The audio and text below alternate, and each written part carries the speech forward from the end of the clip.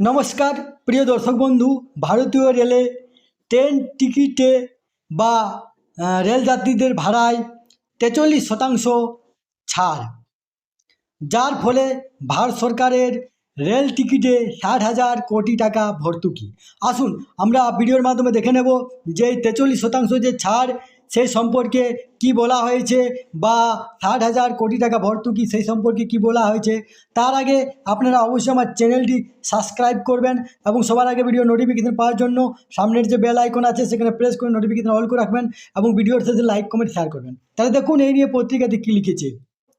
Train টিকিটে 60,000 কোটি ভর্তুকি। 2024-25 অর্থবর্ষে যাত্রীদের টিকিটে 60,239 কোটি টাকা ভর্তুকি দিয়েছে ভারতীয় রেল। রেলের তথ্য অনুযায়ী গড় হিসেবে প্রতিটি যাত্রীর ক্ষেত্রে ভাড়ায় প্রায় 43% ছাড় দেওয়া হয়েছে। এই ভর্তুকি সব যাত্রীর ক্ষেত্রেই প্রযোজ্য।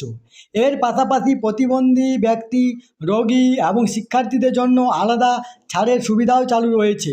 বর্তমানে 4 ধরনের প্রতিবন্ধী ব্যক্তি, 11 ধরনের রোগী এবং 8 ধরনের শিক্ষার্থী অতিরিক্ত ছাড় পান। এই তথ্যটি আপনার সাথে শেয়ার করলাম। সুস্থ থাকবেন, ভালো থাকবেন, ধন্যবাদ।